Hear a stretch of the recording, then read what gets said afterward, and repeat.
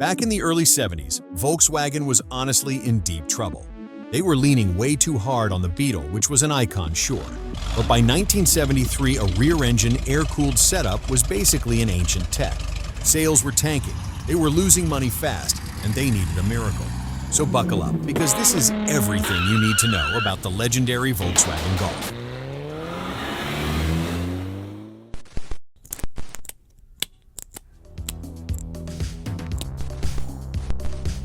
To break from the round and bubbly look of the Beetle, they headed to Italy and hired Giorgetto Giugiaro, the same guy who designed the DeLorean, Esprit, and the M1. It was all sharp lines and crisp edges. But the real genius was the engineering pivot. They ditched the rear engine setup for a transverse, water-cooled engine in the front. Now the good stuff, the GTI. This wasn't even supposed to happen. A few rebel employees decided to build a fast version of the Golf in secret. They took a fuel-injected engine from an Audi 80 GTE and crammed it into this tiny chassis.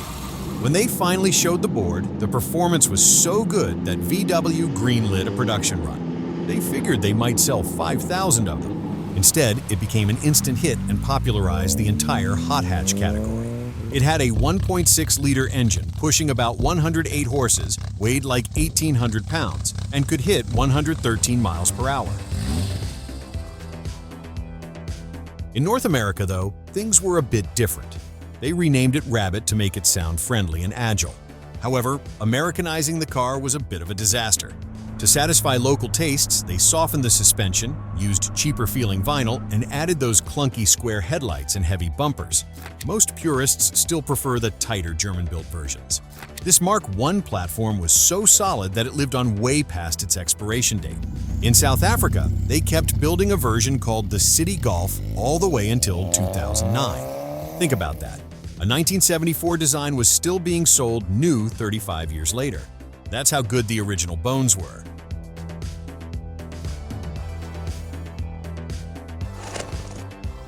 Imagine it's 1983. The Ford Escort and Opel Kadett were seriously closing in on Volkswagen, so the pressure was on to get the Mark II Golf just right. So they made it bigger, stretched the wheelbase by about 75 millimeters, and all that extra legroom was a total game changer. And of course, we have to talk about the GTI wars. When the Mark II GTI first hit the scene, it was running the same 112 horses 8-valve engine from the late Mark Is. It felt a bit sluggish, especially with the Peugeot 205 GTI gaining ground. So, in '86, they released the GTI 16V. It had dual overhead cams, 139 horsepower, and a totally different personality. By the late 80s, things got a bit wild. VW started playing with tech that was way ahead of the curve. You had the G60, which used the G-Later supercharger to squeeze 160 horses out of an 8-valve block. Then you had the Rally Golf, a wide-body, all-wheel drive monster built for Group A racing. Only 5,000 exist, so they're absolute unicorns now. And then there's my personal favorite, the Golf Country. It was a factory-lifted Golf with bull bars and a spare tire hanging off the back. They basically invented the crossover 20 years before the rest of the world realized SUVs were going to take over.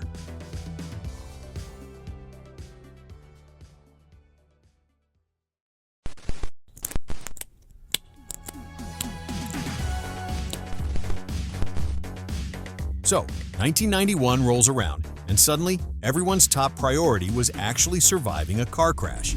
VW leaned into that hard with this Mark III Golf, and it was also the European Car of the Year in '92 because of all that safety tech. But all that safety gear made the car heavier, losing that tossable feel the previous ones had. But here's the thing, even if the chassis felt a little numb, it had the VR6 engine. They wanted to move the Golf upmarket to pick a fight with the 3 Series, but a standard V6 was just too wide to fit under the hood. Their solution was honestly genius, a shortened inline engine. They squeezed the cylinders together at a tiny 15-degree angle so the whole 2.8-liter 6-cylinder could fit under a single cylinder head. Now, while the VR6 was a hit, the GTI badge was having a total midlife crisis. The early GTIs they were slow. It launched with a 2-liter 8-valve that only made 115 horses. When you factor in the extra weight, it took nearly 10 seconds to hit 60 miles per hour. It was getting smoked by Escorts and Civics at every stoplight, which was pretty embarrassing. They eventually tried to save face with a 150 horsepower 16-valve version, but the reputation had already taken a hit. For a while there, the GTI really lost its King of the Hill status.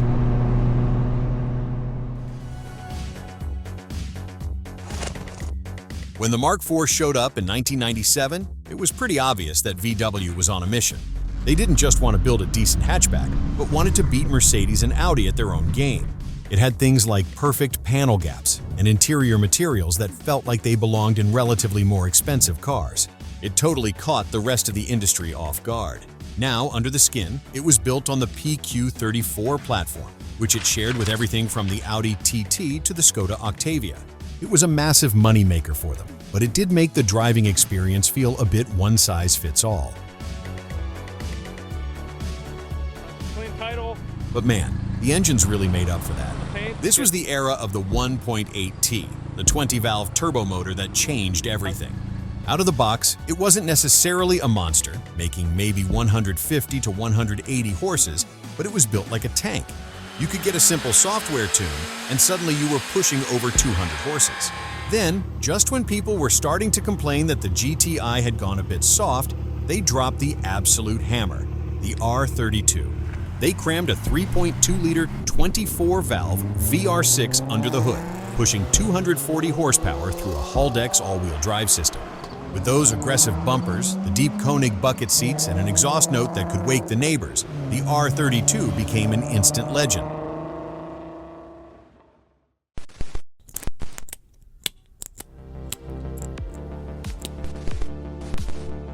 After everyone spent years complaining that the Mark IV felt wallowy, they knew they had to get their act together for the Mark V. And honestly, they knocked it out of the park. It was built on the new PQ35 platform, which meant it finally ditched that old torsion beam rear end for a more sophisticated independent multi-link suspension.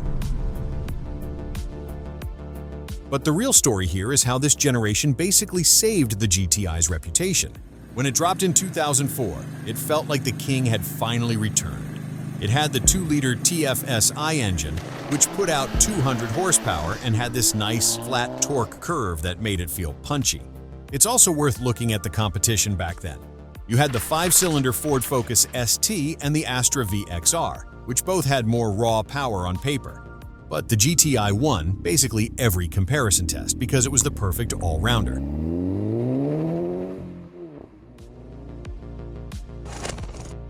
Now, technically, this wasn't one of those start-from-scratch kind of cars. It was more like a high-budget redo of the Mark V. See, Volkswagen had a bit of a problem. The Mark V was actually too expensive and took way too long to build, so the Mark VI was their way of streamlining things. But at the same time, they became obsessed with NVH, noise, vibration, and harshness. They threw in thicker glass, beefed up the door seals, and even redesigned the mirrors just to kill off wind noise.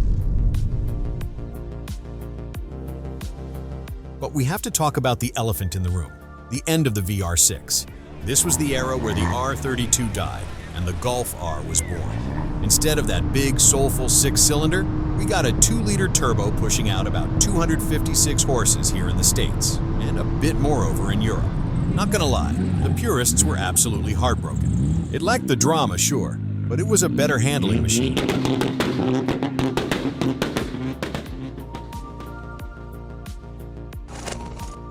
This was the first Golf built on the MQB platform, the one you've probably heard everyone nerd out about.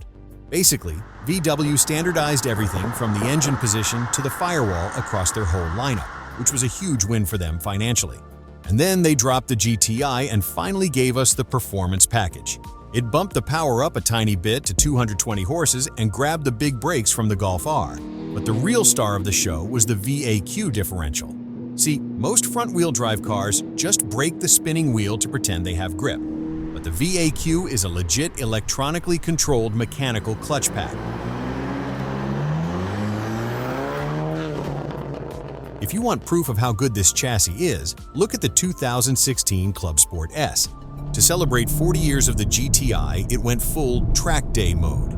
They ripped out the back seats, made it manual only, and tuned it to 306 horses. They even gave it a special Nürburgring drive mode that kept the engine angry, but softened the suspension so it wouldn't bounce off the track's bumps. And it worked. It smashed the front-wheel drive record at the Green Hell with a 7:49 lap. It was a total statement piece.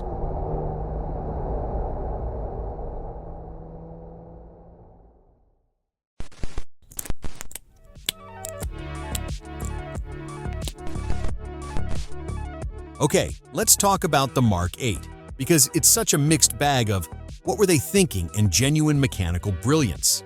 When it first launched, they went way too far with the whole digital everything vibe. Like, you had these touch-sensitive sliders for the volume and other controls that, I kid you not, weren't even backlit in some basic trims. It was a massive user experience disaster that honestly distracted everyone from how well the car actually handles. Because honestly, under the skin, this thing is a massive step up. The real MVP is that new Magna rear differential in the Golf R. They finally moved away from the old Haldex system and went with a twin-clutch setup that can shove 100% of the rear torque to a single wheel. That gave us drift mode and also fixed that annoying understeer that all-wheel drive Golfs used to be known for.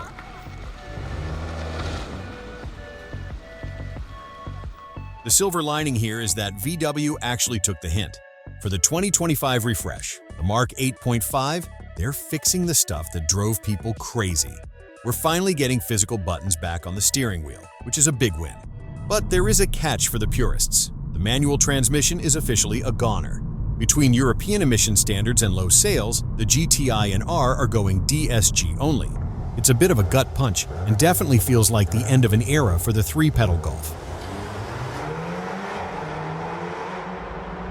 With over 35 million units sold, Golf has cemented itself as one of the 3 best-selling nameplates in history. So, here is my question for you. Do you think it still holds the title as the ultimate daily driver? Or is that magic lost?